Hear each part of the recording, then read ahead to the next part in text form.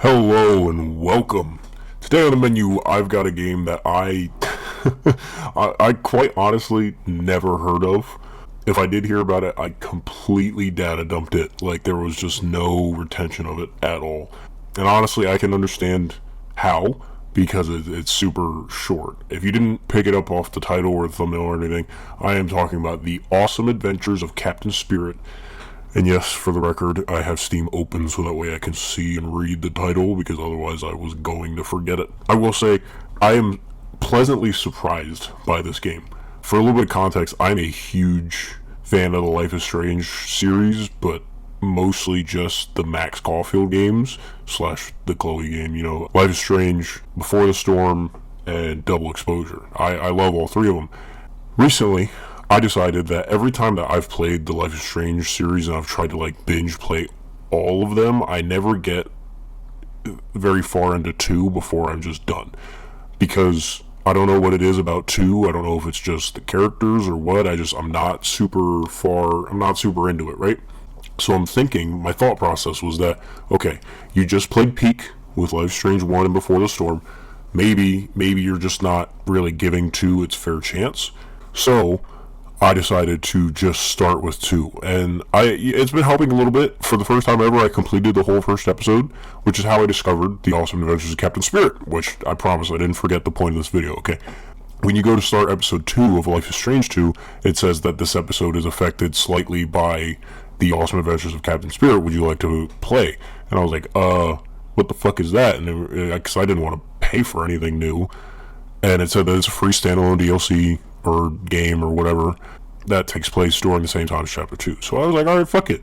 Let's play this shit. It's not well known enough that I know of. It's like quietly known enough. And it's short enough that I'm not going to do this as a spoiler free review. Tell me why I enjoyed The Awesome Adventures of Captain Spirit more than I've enjoyed Life is Strange 2 Episode 1. Playing as Chris was a pleasant change of pace, I would say. You know, you're playing as somebody without powers, just like you do as playing as Sean in Life is Strange 2. But he has the powers of his imagination, right? So you open up, you're starting out, you know, he's just a kid playing with toys. You go to have breakfast, your dad seems cool, everything's great. Then, at breakfast, things start to kind of, you know, really see true colors. No, I'm not talking about Life is Strange true colors. You really start to see, like, the true colors of things because one of your first dialogue options, you know, a decent way into the game is, hey, you're drinking again. And, like, you're having breakfast and your dad's sitting here drinking cans of beer, right? You can see multiple cans in the background and everything. And then there's a picture of Max Caulfield on the Steam page underneath The Awesome Adventures of Captain Spirit, so that's why I said that. Anyway, Chris, he notices things like, oh, you know, the bruise on my arm is from, you know, sometime Dad got drunk and angry, or oh, I wish he didn't drink because he gets so mad, and da-da-da. And you start to piece together these things about Chris and his dad's background. You know, you find out about like his mom leaving, and you see that this drinking situation is a recurring thing, along with like drinking while watching sports and whatnot, to the point where later on, like towards the very end, Chris even lies to cover up his dad's situation to their neighbor who comes to check in on him, which I thought was a really fascinating, although slightly, if not very disturbing detail. Well written, good job on, you know, the developers, but that it both impressed me that they would do something like that, and it also was like rattling, if that makes sense. But I'm getting a little ahead of myself. You spend the game in the morning of waiting for your dad to be ready to go buy a Christmas tree, and you're just kind of told to occupy yourself while he plays the game.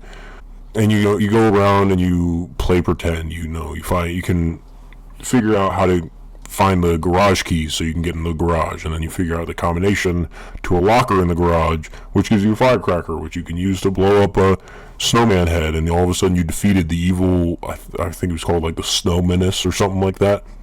You can go look around in your tree house. You can go look around in your dad's room and unlock stuff and find out that your dad bought you the new play box for Christmas, and you know, a whole bunch of stuff. And it's really neat because it's like you find shit, which leads into what you end up doing playing wise, right? There's a really cool scene, I think I have a clip of it, where you go into a closet and you have to go restart the water heater or something, but it's like super dark and your imagination fully takes over, and it's a really cool, well animated scene. But just shit like that, overall it was a really cool, fun little adventure. And then at the end, you finally get the tie-in to Life is Strange 2, the main game, because when you go to fall, or when you go to climb into your treehouse for the last time, when you're like running away from your dad, pretty much, you fall and you see that Daniel catches you, although you don't, obviously, Chris doesn't know who Daniel is at this point. So then, yeah, it leaves up the air mystery. First, anybody who played this, because this came out before Life is Strange 2 even launched, anybody who played this before the game came out, it probably left them with the question of like, okay, so I see that those are the two kids from the trailer of the game, what's their connection here, da, da, da.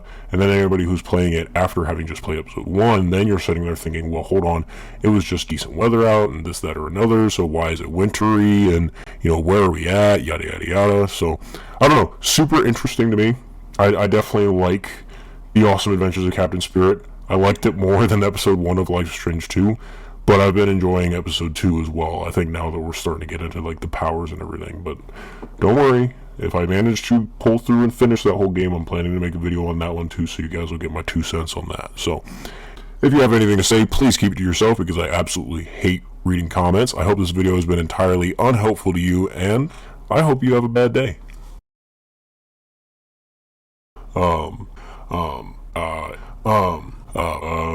And recently, I've been like, okay, let me backtrack a little bit here. Fuck. Excuse me. Damn. Goddamn brain fart.